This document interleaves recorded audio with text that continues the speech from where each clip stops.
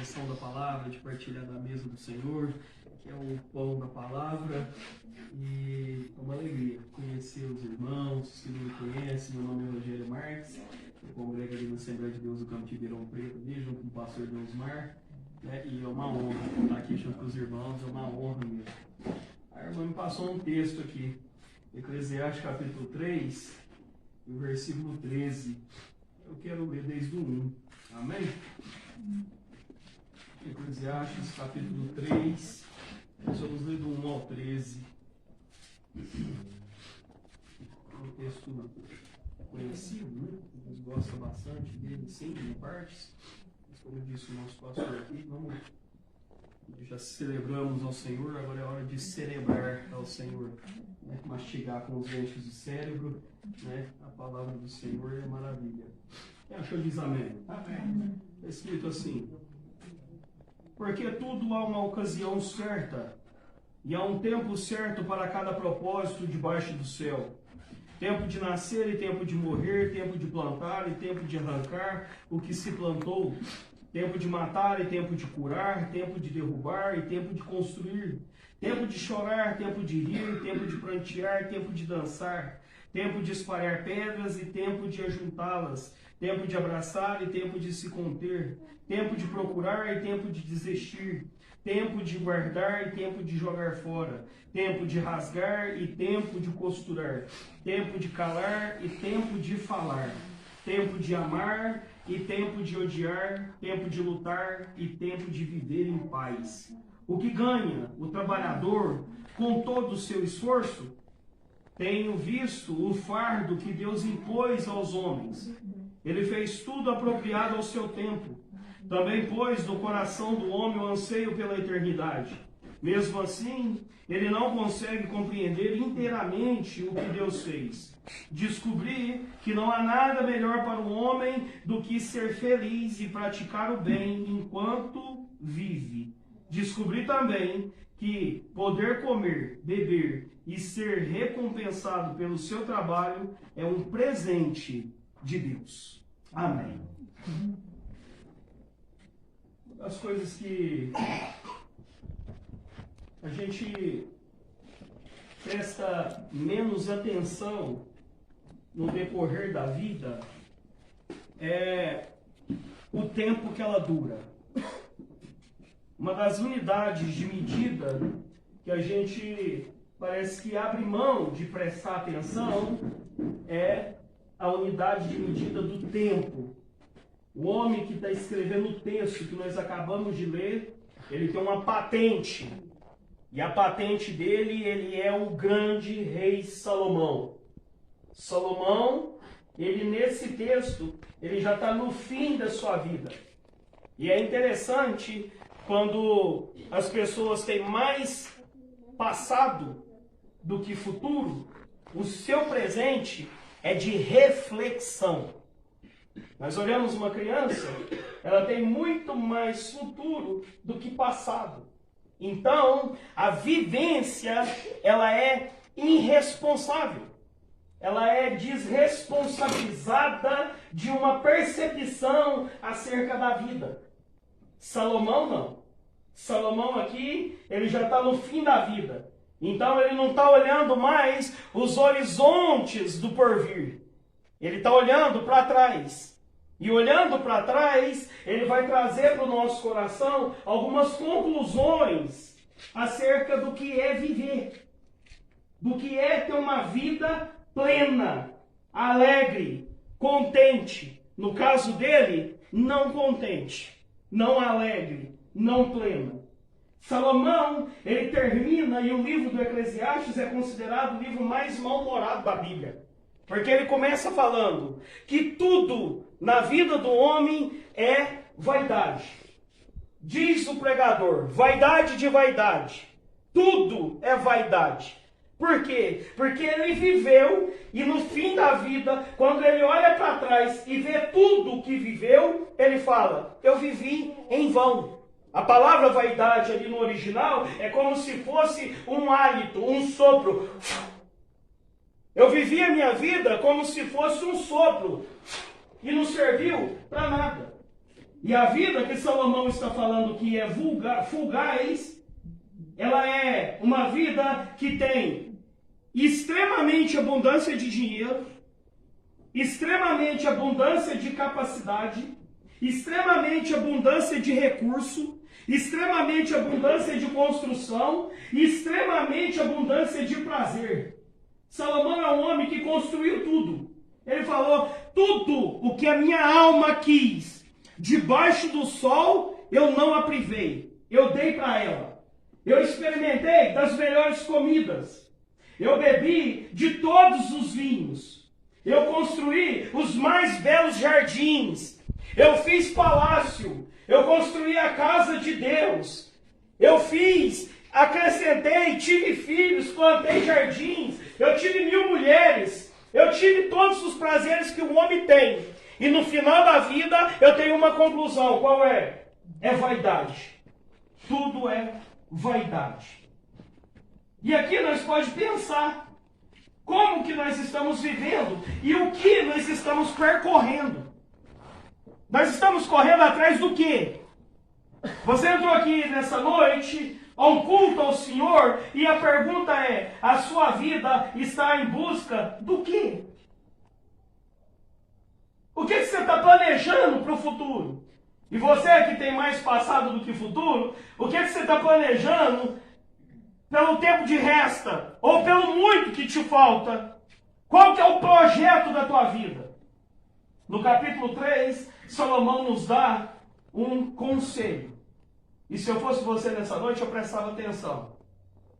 Salomão, no fim da vida, a coisa mais bela que tem é a gente começar a aprender a ouvir quem já viveu mais que a gente.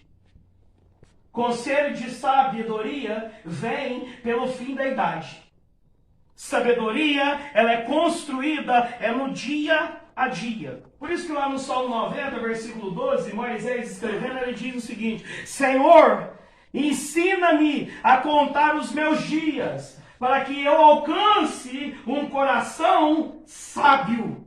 Porque sabedoria não é na contagem dos anos, como nós fazemos, não é na idade. Sabedoria é na contagem dos dias. É nos tempos, é nas épocas, é nas estações que a nossa vida vai passando, que o nosso coração vai adquirindo aprendizado.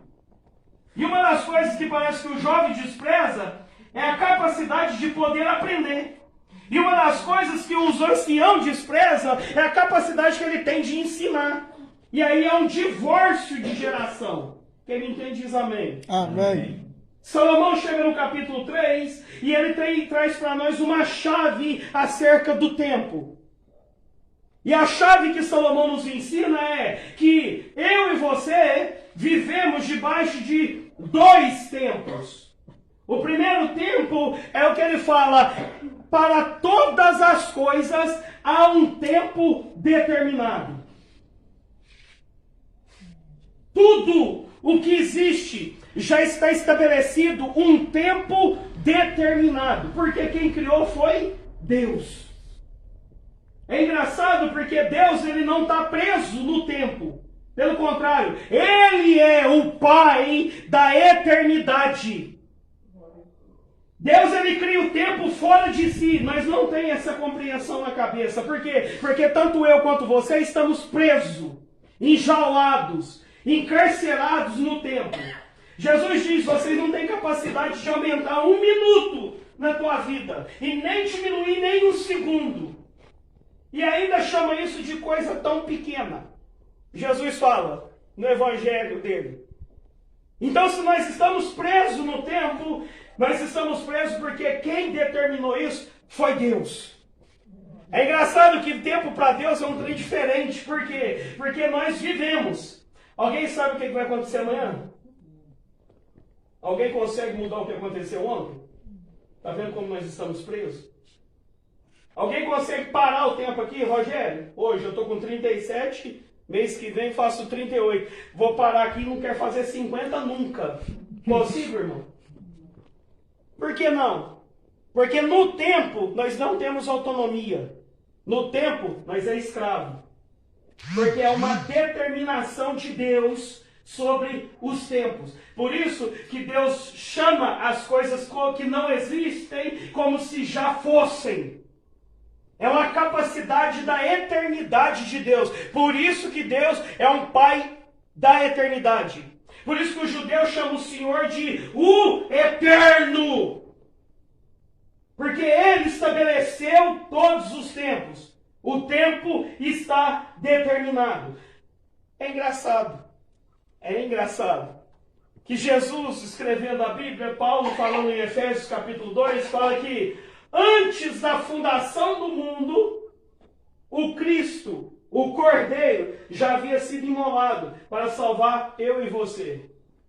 E quando nós olhamos o Apocalipse, a nossa presença espiritual já está na eternidade, diante de Deus, diante do trono, porque para ele, passado, presente e futuro, é tudo a mesma coisa, porque ele determina os tempos. Oh, glória! Se o tempo de Deus está determinado, o que cabe a mim e a você? Se está determinado, então eu e você não temos escolha. Se está determinado, então eu e você não precisa fazer nada. Não é esse o conselho de Salomão. O conselho de Salomão fala que, para mim e para você, se para Deus existe um tempo que já está determinado, para mim e para você existe um tempo que Salomão chama um tempo do propósito. E há um tempo certo para cada propósito debaixo do céu. Porque as coisas já estão estabelecidas para Deus. Para mim e para você, debaixo do céu, existe um tempo de propósito. E o pastor foi muito feliz no que ele disse aqui. Porque quem vive sem entender o propósito pelo qual viver, não vive. Não vive. Então a pergunta é, no tempo presente, eu não sei qual a tua idade, eu sei a minha. Você está vivendo um propósito de Deus? O que é propósito, irmão? Propósito é um apontamento. É uma vocação. Propósito é uma determinação que Deus deu para cada um que criou. Propósito é uma habilidade que Deus colocou dentro de você. É uma capacidade que você tem facilidade em fazer. Propósito é aquilo que Deus estabeleceu. Glória a Deus. Podemos pensar um pouquinho mais? Imagina o seguinte. Por que você não nasceu no tempo de Jesus? Ou por que você não nasceu daqui a 100 anos? Por que você nasceu nesse tempo? Para além de nascer nesse tempo, por que você nasceu na tua família? Tendo esse pai e a mãe, ou alguém aqui escolheu pai e mãe? Alguém aqui, antes de nascer, falou, não, para esse pai e mãe eu não vou. Alguém teve essa opção de escolha? Se você não teve opção de escolha para o tempo que nasceu, para o pai e mãe que você tem, se você não teve opção de escolha para nascer cor de pele, textura de cabelo, condição social, se você fosse rico ou pobre, não tem como, irmão. Nós não escolhemos isso, nós apenas nascemos. Se nós nascemos, nós somos enviados por alguém. Nós não é fruto do acaso. Nós não nascemos, irmão, porque aconteceu a relação sexual do pai e da mãe. Não! Nós nascemos porque Deus tinha um propósito eterno para se manifestar num tempo debaixo do sol. E é por isso que você nasceu. Aleluia. Existe um propósito de Deus na tua vida. Oh, glória! Glória a Jesus. Deus sonhou com a tua história. Deus sonhou com a tua vida antes de você ter nascido. Só Davi escreveu, quando eu ainda era informe, no ventre da minha mãe, todos os meus dias já tinham sido escritos nos teus livros. O Senhor conhece o meu deitar, o meu levantar, o meu sentar, o meu dormir e o meu acordar. O Senhor tudo sabe. Até as palavras antes de vir na minha boca, o Senhor já as conhece. Deus sabe da tua vida. Glória! Ele não errou quando te criou. Glória a Deus. Ele não se enganou com você, irmão. Você tem um propósito eterno. Deus sonhou com a tua história. Você tem um propósito a cumprir e vai cumprir. Oh, Oh, glória. glória! Glória a Deus. Rabaia, suia, mandarabagadarácia. Talvez você chegou aqui nessa noite falando a vida está muito difícil. Pelo contrário, a minha vida foi toda difícil.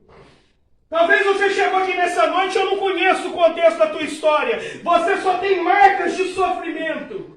Talvez o mundo e a tua história está falando que você ainda não tem mais nada para acontecer, que você vai ser só mais um que vai nascer, crescer, morrer. Não! Deus está mandando te dizer nessa noite, eu tenho um propósito para a tua história, eu tenho um plano para a tua vida! Glória.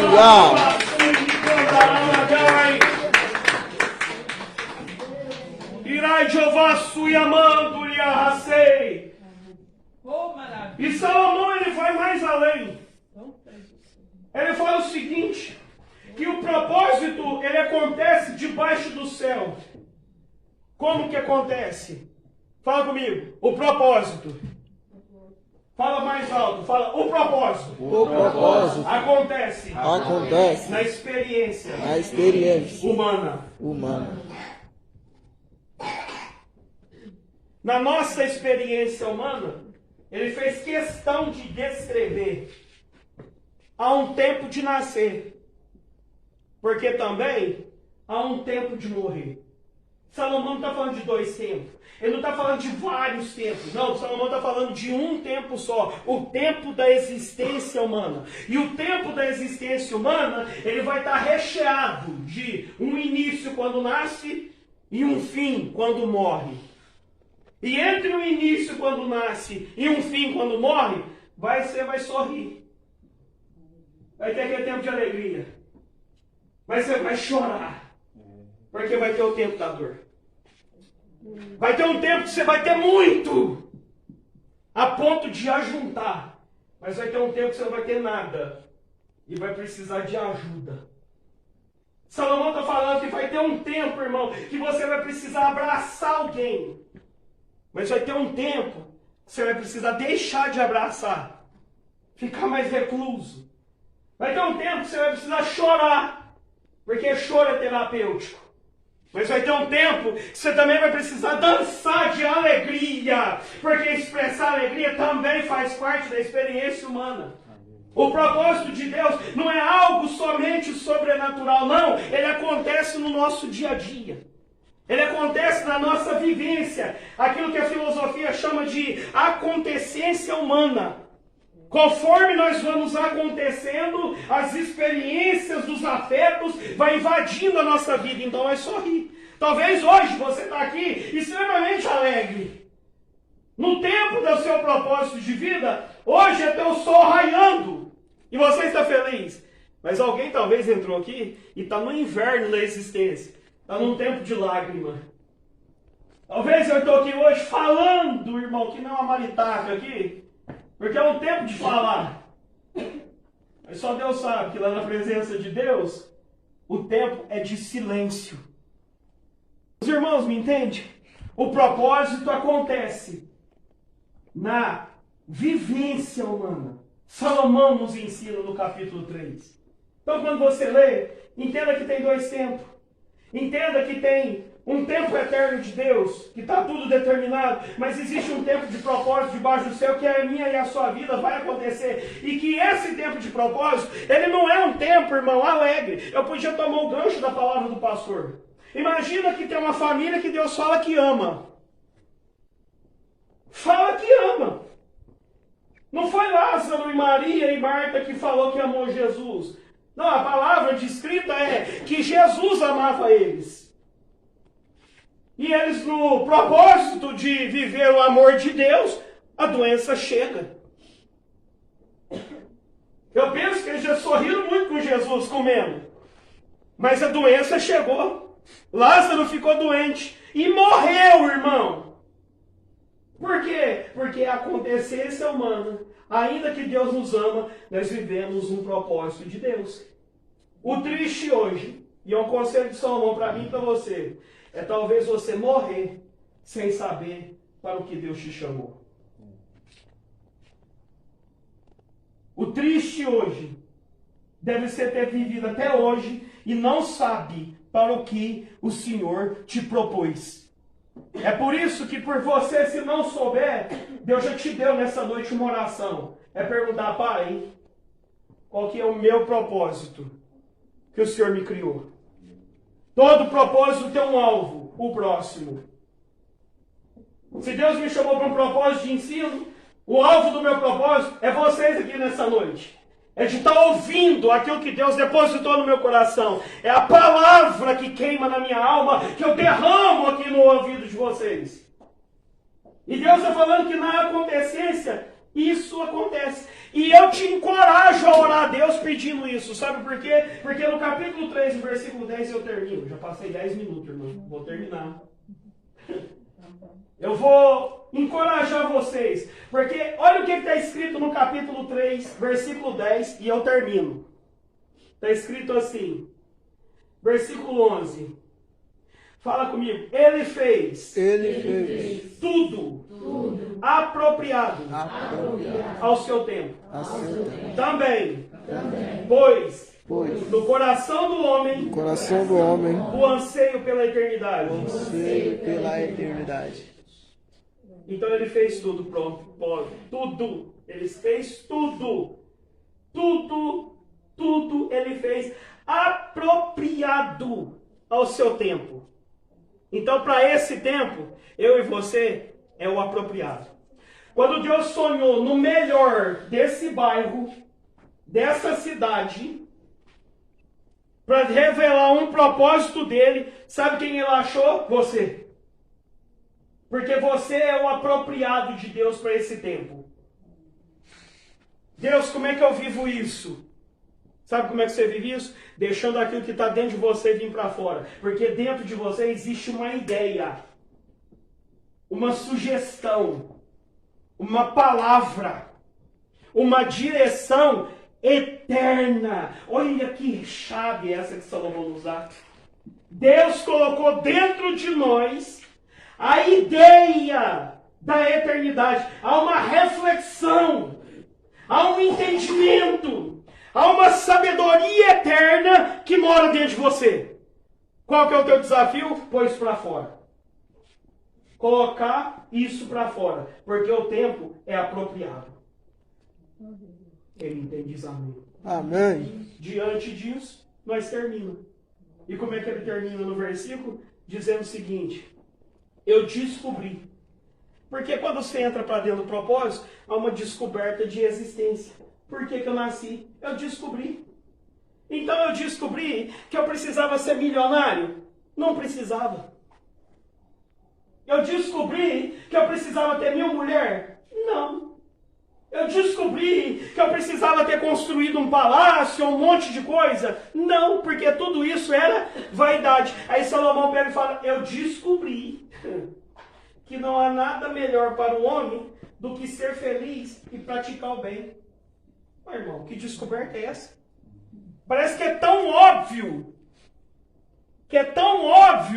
que não passa a ser uma ideia eterna para a nossa vida. Então eu quero te dizer hoje, se está simples a tua existência, irmão, não é sendo milionário que a tua vida vai ficar melhor. Porque talvez você pode ficar cada vez mais longe do propósito de Deus, se tornando milionário. E você não vai ter essa descoberta do que é plenitude. E ele termina dizendo o seguinte: descobri também que poder comer, beber e ser recompensado pelo seu trabalho é um presente de Deus, irmão. Aleluia. Sabe o que Salomão está falando? Que é que a gente não teve. É que nós falamos num lugar de falta. Salomão está escrevendo de um lugar de abundância. Salomão fez tudo, irmão. É que eu não tenho tempo, senão eu ia ler para vocês como é que era o café da manhã de Salomão. Como é que era a mesa do almoço de Salomão. Como é que era o jantar de Salomão, irmão. Senão eu ia falar para vocês. Eu ia falar para vocês como é que era o harém de Salomão. Ia contar como é que era a adega dele. Eu ia contar para vocês como é que era o cofre dele, o que tinha guardado lá. Como é que andavam os servos de Salomão? O que Salomão tinha esparramado no jardim do seu palácio? Era pedra de brilhante do tamanho de uma bola de futebol. Hoje o cara arruma um diamantinho assim e fica bilionário. Salomão jogava brilhante. Como o tamanho de uma abóbora assim, ó, no seu quintal. Jogava lá, irmão, de tanto que ele tinha. E sabe o que ele descobriu? Que para o homem ser feliz, comer, beber e ser recompensado pelo seu trabalho, isso é um presente de Deus. Isso humilha nosso coração. Isso nos coloca no lugar da vontade de Deus. Por isso que quando eu não tenho conhecimento de propósito, eu vou estar buscando o que minha carne quer. É por isso que tem que trazer para fora. E a minha oração agora vai ser essa. Eu vou orar para Deus trazer para fora a ideia eterna que Ele colocou dentro de você. Ô, glória! E em cima dessa revelação, a tua vida vai alcançar plenitude de satisfação. Quem crê diz amém. Amém. Se coloca de pé comigo.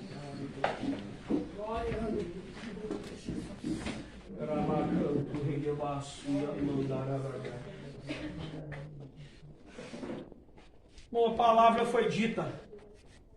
O que te basta fazer agora é crer. Porque se você crê que tem um propósito para a tua vida e que há uma ideia eterna dentro de você, é a hora de você orar.